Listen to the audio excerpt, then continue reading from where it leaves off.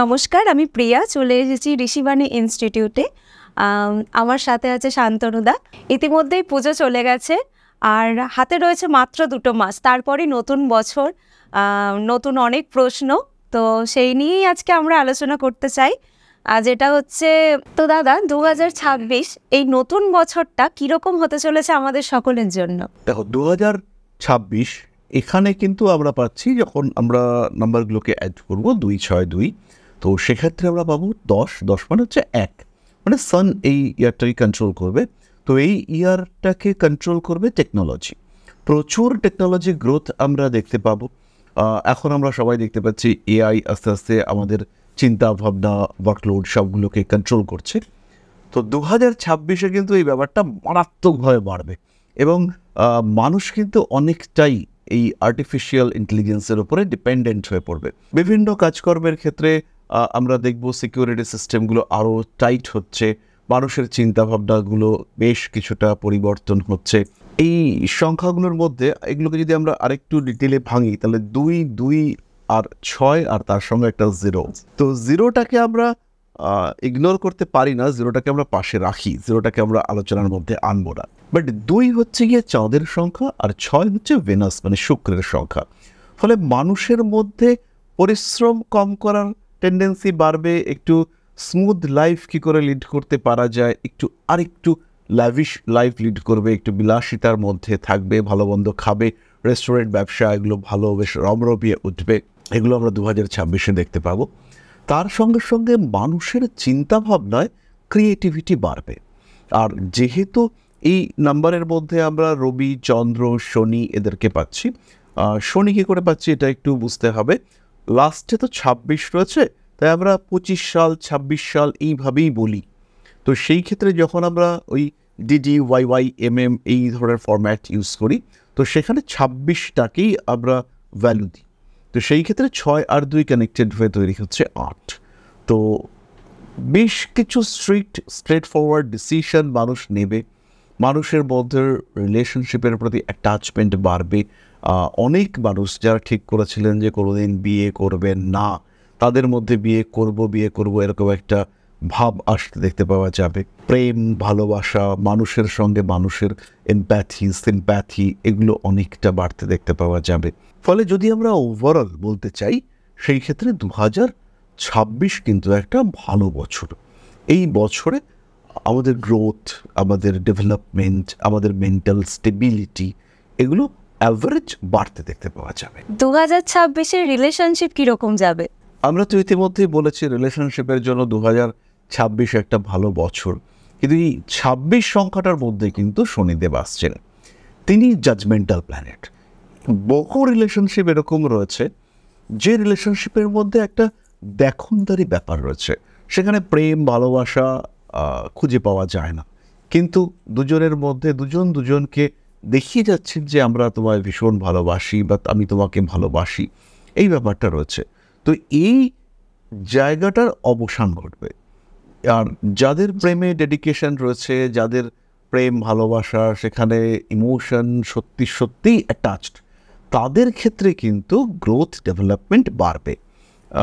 Just তোমার আগের প্রশ্নে আমি বললাম যে প্রচুর মানুষ তারা কিন্তু বিয়ে করতে চাইবেন, যারা ভেবেছিলেন যে এই অ্যাটাচমেন্টে যাব না, যারা এই আকর্ষণকে সম্পূর্ণ উপেক্ষা করে ফেলেছিলেন, তাদের মধ্যেও কিন্তু এবার মনে হবে যে না, আমার একটা সাথী দরকার। ফলে রিলেশনশিপের প্রতি অ্যাটাচমেন্ট এটা বাড়বে। যারা বিয়ে করেছেন ইতিমধ্যেই, স্বামী স্ত্রীর মধ্যে বেশ টুকটাক সমস্যা চলছিল, সত্যি সত্যি যদি ভালোবাসা থাকে তাহলে এদের পারস্পরিক টান এটা আরও একবার বাড়বে। ইউনিভার্স কিন্তু এই সমস্ত মানুষদেরকে আরেকটা সুযোগ দেবেন। আর যাদের ভালোবাসা নেই, যারা নতুন কোনো রিলেশনশিপে অ্যাটাচড হয়েছেন, বা যাদের প্রেমের মধ্যে পুরোটাই ছলনা রয়েছে, একটা ছোট্ট এক্সাম্পল দিয়ে, একটা হাসির ব্যাপার। এক ভদ্রমহিলা এসে জিজ্ঞেস করছেন আমার স্বামী কবে চাকরি পাবেন। প্রাইমারি স্কুলে ওনার হাজব্যান্ডের নাম এম্প্যানেলড হয়েছে। তো আমার কেমন যেন মনে হচ্ছে যে এই মহিলা ওনার হাজব্যান্ডের প্রতি সেভাবে অ্যাটাচড নন এবং হাজব্যান্ডকে সত্যি সত্যি পছন্দ করেন না। তো আমি বেশ কিছুক্ষণ কথা বলার পরে জিজ্ঞেস করলাম যে আপনি মনে হচ্ছে হাজব্যান্ডের সঙ্গে আপনার সম্পর্ক ভালো নয়, এদিকে আপনি ওনার চাকরি নিয়ে এতটা উদ্গ্রীব, ব্যাপারটা কি? বলছে চাকরিটা পেয়ে গেলে পরে আমি তখন মামলা করব যাতে আমি একটা ঠিকঠাক মেনটেনেন্স পাই। এইরকম যে সম্পর্কগুলো, যেখানে হয়তো টাকার জন্য সম্পর্ক টিকে আছে বা অন্য কোনো স্পেসিফিক কারণে সম্পর্কটা ধরে রাখা হয়েছে, সেই সমস্ত ক্ষেত্রগুলোতে কিন্তু স্ট্রেস আছে, সেই সমস্ত রিলেশনশিপগুলো কিন্তু ভেঙে যাবে। শনিদেব জাজমেন্ট করবেন এবং লাস্টে 2-6 এই যে সংখ্যাটা রয়েছে, এখানে কিন্তু কোনো রকম ছলনা, কোনো রকম প্রতারণা সেগুলো করে বিষয়টাকে ধরে রাখা এটা যাবে না। এখানে কিন্তু যেটা সত্যি, যেটা ফ্যাক্ট, যেটা রিয়ালিটি, সেইটা সামনে আসবে, একদম বাস্তব, সেইটা মানুষ দেখবেন। মানুষের দুঃখ হবে, কষ্ট হবে, প্রচুর রিলেশনশিপে ব্রেকআপ হবে, কিন্তু সেই যে ব্রেকআপ এটা আলটিমেটলি ভালোর জন্য হবে। সেই রিলেশনশিপ টক্সিক, ধরে রাখা যাচ্ছিল না, ছাড়াও যাচ্ছিল না, এবার ইনস্ট্যান্ট আর তোমার সাথে থাকবো না, ব্রেকআপ, যাও নিজেরটা বুঝে নাও। দীর্ঘদিন ধরে আরও একটা এক্সাম্পল দেব। একটি ছেলে আর একটি মেয়ে, মেয়েটিকে ছেলেটি ছাড়বে, মানে তারা আলাদা হয়ে যাবে, কিন্তু কিছুতেই ছাড়তে পারছে না। মনের মধ্যে একটা অদ্ভুত ভয় কাজ করছে যে বাই চান্স যদি মেয়েটা সুইসাইড করে বা এরকম কিছু করে। তো বৃহস্পতি মিথুন রাশিতে ঢুকবার সঙ্গে সঙ্গে ছেলেটি মেয়েটির সঙ্গে দেখা করেছে, দেখা করে বলেছে যে তুমি যা খুশি করো, বাট আমি তোমার সঙ্গে থাকবো না, এই রিলেশনশিপে ব্রেকআপ। তো এইরকম স্ট্রেট ফরওয়ার্ড বিহেভিয়ার 2026-এ বহু রিলেশনশিপে দেখতে পাওয়া যাবে। প্রচুর সম্পর্ক তৈরি হবে, আর প্রচুর সম্পর্ক যেগুলো টক্সিক সেগুলো ব্রেকআপ হবে। এটার জন্য মানুষকে তৈরি থাকতে হবে, এবং যেটা হবে সেটা কিন্তু আলটিমেটলি আজকের খারাপ মনে হলেও কালকে কিন্তু সেটার ভালো রেজাল্ট দেখতে পাওয়া যাবে। ভালো কিছু রয়েছে, ইউনিভার্স কিছু প্রিপেয়ার করে রেখেছে, সেটা পাওয়ার জন্য মানুষকে মেন্টালি ফিজিক্যালি প্রিপেয়ার্ড থাকতে হবে, আলটিমেটলি ভালো। আচ্ছা দাদা, তাহলে এটা বলুন যে নতুন বছরে নতুন করে কাদের জীবনে প্রেম আসতে পারে? আজকে প্রিয়া যে প্রশ্নগুলো করছে বেশ রোমান্টিক প্রশ্ন। তো প্রথমেই বলি, বৃহস্পতি থাকছে কর্কট রাশিতে, আর বছরের শেষের দিকে বৃহস্পতিকে আমরা দেখতে পাবো সিংহ রাশিতে। ফলে অ্যাভারেজ, সিংহ যেহেতু কালপুরুষের পঞ্চম রাশি, অ্যাভারেজ মানুষের জীবনে কিন্তু প্রেমের একটা কানেক্টিভিটি আসছে। যদি আমরা স্পেসিফিক বলতে চাই, তাহলে মেষ রাশির মানুষদের ক্ষেত্রে রিলেশনশিপে ইমপ্রুভমেন্ট হচ্ছে। বৃষর ক্ষেত্রেও আমরা এই ইমপ্রুভমেন্ট দেখতে পাবো, কিন্তু বৃষর মধ্যে কিন্তু কিছু সংশয়, সন্দেহ কাজ করবে যে প্রেমে পড়বো কি পড়বো না, প্রেমে পড়াটা ঠিক কি ঠিক না, সমাজ কি বলবে, মা মেনে নেবে কি না, বাবা কি বলবে, ওর তো আগে একটা রিলেশন ছিল, অ্যাটাচমেন্টটা ভালো হবে কি না, এরকম বহু প্রশ্ন সেগুলো বৃষর মনের মধ্যে আসবে। মিথুন নিজেই চেষ্টা করবেন এবং নিজেই নিজের রিলেশনশিপে যুক্ত হতে চাইবেন। মিথুনের জীবনে নতুন সম্পর্ক আসছেই, এটা মোটামুটি দৃঢ়ভাবে বলা যেতে পারে। কর্কট বছরের প্রথম থেকেই সে নতুন সম্পর্ক যুক্ত হবেন, বা পুরনো সম্পর্ককে নতুন করে আরেকটা গড়ে তুলবার চেষ্টা, নতুনভাবে বাঁচার একটা চেষ্টা, সেটা কর্কটের ক্ষেত্রে দেখতে পাওয়া যাবে।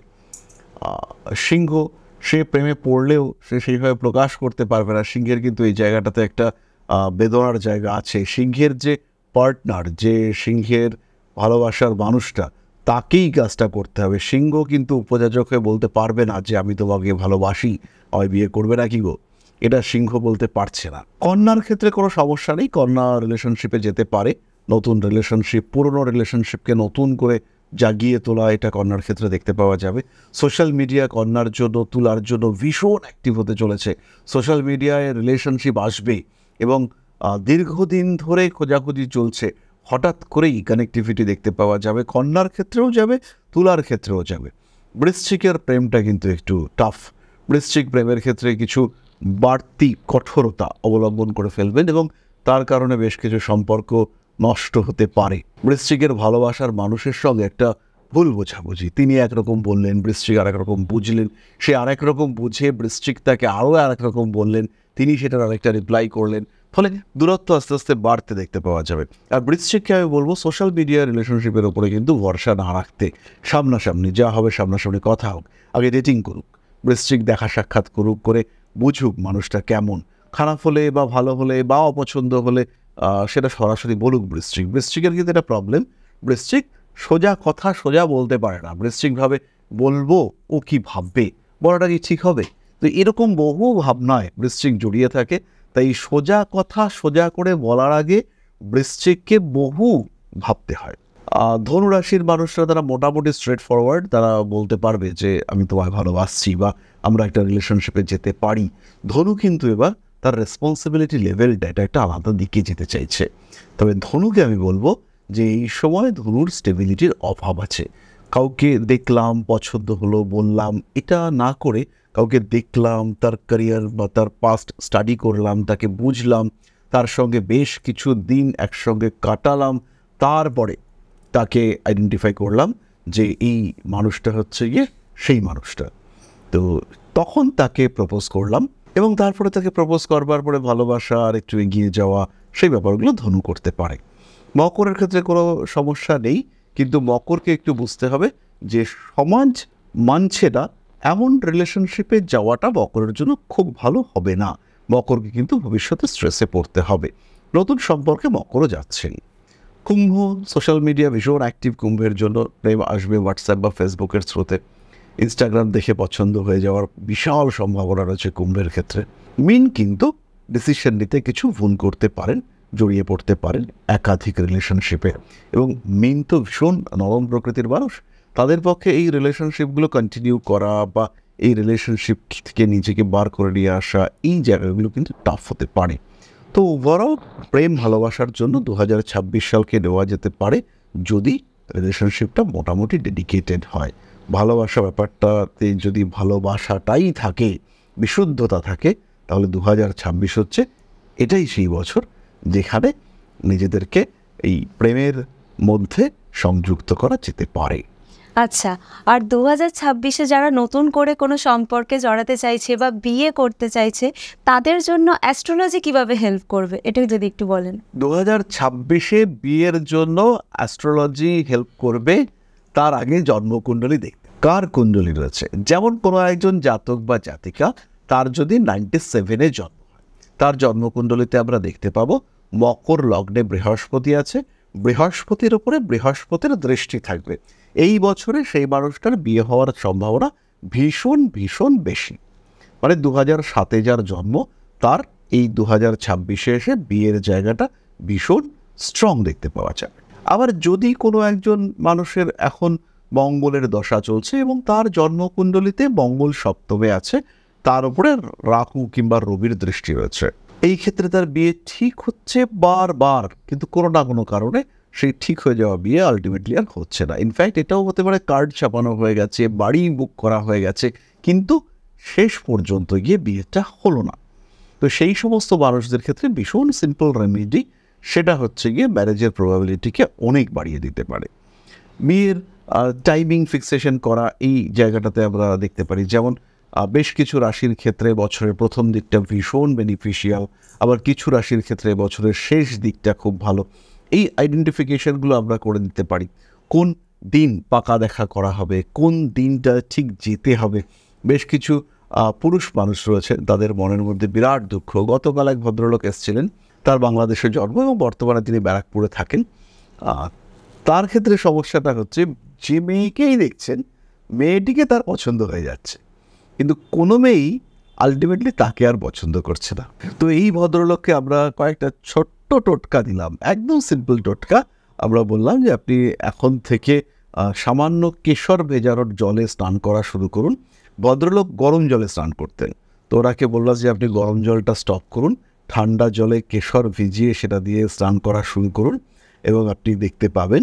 আর কিছু মূল লিখে দিলাম, ফিনান্সিয়াল কন্ডিশন একটু টাফ ছিল ওনার, তো জেনারেলি আমি মূল প্রেফার করি না, তাও তাকে আমি মূল লিখে দিলাম যে আপনি পড়ুন, এটা তাতে আপনি রেজাল্ট পাবেন। ভদ্রলোক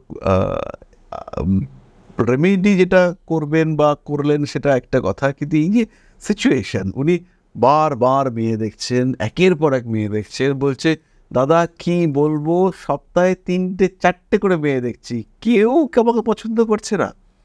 আমি তাকে জিজ্ঞেস করলাম যে আপনি যাদেরকে দেখছেন তারা কি মানে খুব সুন্দরী? বলছে না না না দাদা, তারাও আমাকে পছন্দ করছে না। তো তারপরে হচ্ছে, তো এই জায়গাগুলোতে অ্যাস্ট্রোলজি সাপোর্ট দিতে পারে যে কি ড্রেস পরলে পরে ওই দিনটা স্পেসিফিক ওই দিনটার ঊর্জা তার জন্য পজিটিভ হবে।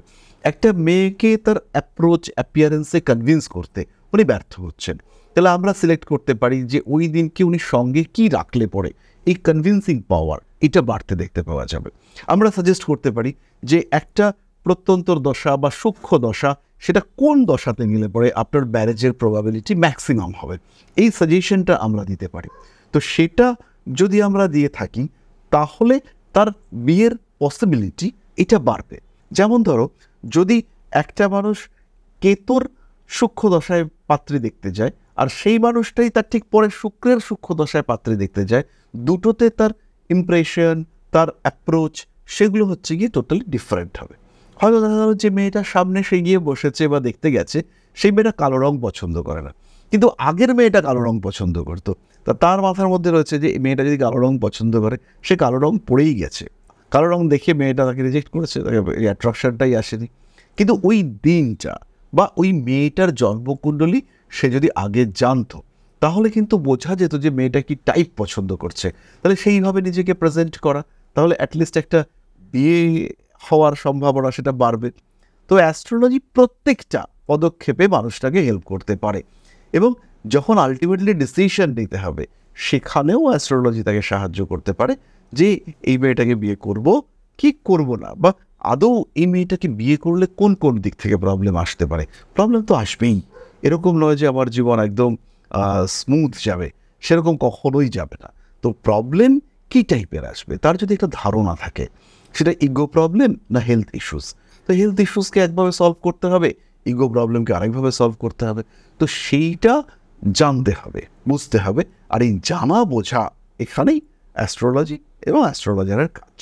তো আমরা জেনে নিলাম রিলেশনশিপ কেমন হতে চলেছে 2026-এ, কি করতে হবে আর কি করতে হবে না। এই বিশদে আরও জানতে স্ক্রিনে দেওয়া নাম্বারে অবশ্যই যোগাযোগ করবেন। আর দাদা, আপনার সাথে কিভাবে কন্ট্যাক্ট করবেন, কিভাবে আপনার চেম্বারে এসে ওনারা সাহায্য পেতে পারে সেটা যদি আপনি ওনাদের বলেন। আমাদের চেম্বার রয়েছে দমদম ক্যান্টনমেন্ট আর রাসবিহারী কলকাতায়, এছাড়া আমরা দুর্গাপুরে, আগরতলা আর গুয়াহাটিতে মাসে একবার করে বসছি। তো সরাসরি বুকিং নাম্বারে কমিউনিকেট করতে হবে, বুকিং নাম্বারে কল করবেন, কল করে বুকিং করে নেবেন। যদি কারোর খুব আর্জেন্ট থাকে তাহলে সেই ক্ষেত্রে তিনিও যোগাযোগ করতে পারেন। যাদের পক্ষে আসাটা পসিবল হচ্ছে না, প্রচুর মানুষ তারা আসতে পারেন না, তাদের জন্য অনলাইন কনসালটেন্সি রয়েছে। এবং এই আপনার ইচ্ছে, আপনার কথাবার্তা, আপনার ভাবনা সেটাকে কতটা বাস্তবায়িত করা যেতে পারে সেটা অ্যাস্ট্রোলজি ডিফাইন করবে এবং সেই আপনার ম্যাক্সিমাম প্রাপ্তির দিকে এগিয়ে নিয়ে যাওয়ার দায়িত্ব সেটা আমরা নিতে পারি। আর যারা জ্যোতিষ শিক্ষায় শিক্ষিত হয়ে উঠতে চাইছে তাদের জন্য আপনি কি বলতে চান? যারা জ্যোতিষ শিক্ষায় শিক্ষিত হতে চাইছেন, জ্যোতিষকে যারা ভালোবাসছেন, তারা ঋষিবাণীতে ভর্তি হবেন। কারণ জ্যোতিষ শিক্ষা মানেই ঋষিবাণী, বাংলা ভাষায় প্রপার সিলেবাস, সায়েন্টিফিক কারিকুলাম, জ্যোতিষ শিক্ষা কম্প্যাক্ট কনডেন্স সিলেবাস এবং সবচেয়ে বড় কথা হচ্ছে শিক্ষিত ফ্যাকাল্টি যারা জ্যোতিষটা বোঝে, জ্যোতিষ চর্চা করে এবং জ্যোতিষটাকেই তারা ধর্ম কর্ম জ্ঞান হিসেবে নিয়েছে, সেই ধরনের মানুষরা পড়াবেন। ফলে আর কোনো প্রশ্নই নেই, জ্যোতিষ শিখব মানে একটাই গন্তব্য, সেটা হচ্ছে ঋষিবাণী। এখানে কারোর কোনো প্রশ্ন নেই। অ্যাস্ট্রোলজার অসংখ্য আছে, কিন্তু অ্যাস্ট্রো টিচার সেটা এক এবং একমাত্র ইনস্টিটিউশন, সেটা হচ্ছে ঋষিবাণী। এর কোনো বিকল্প নেই, এর কোনো পরিবর্তন নেই। বর্তমানে এই সময় ডিজিটাল এডুকেশন চলছে, এই সময় অনলাইনে মানুষ শেখা শুরু করেছে। তো এখন যদি জ্যোতিষ শিখতে হয় সেটা অনলাইনে হতে পারে, অফলাইনে হতে পারে। বাংলা মাধ্যমে জ্যোতিষ শিক্ষা আর ঋষিবাণী দুটো সমার্থক শব্দ। তাহলে আর দেরি না করে অবশ্যই স্ক্রিনে দেওয়া নাম্বারে যোগাযোগ করে নিন। আজকের আলোচনা এখানেই সমাপ্ত করলাম আমরা। আবারও আসবো অন্য কোনো পর্বে। নমস্কার। তবে সবাইকে ধন্যবাদ জানাই ভিডিওটা দেখার জন্য। মা আদিশক্তি আপনাদের মঙ্গল করুন। জয় মা আদিশক্তি। নমস্কার।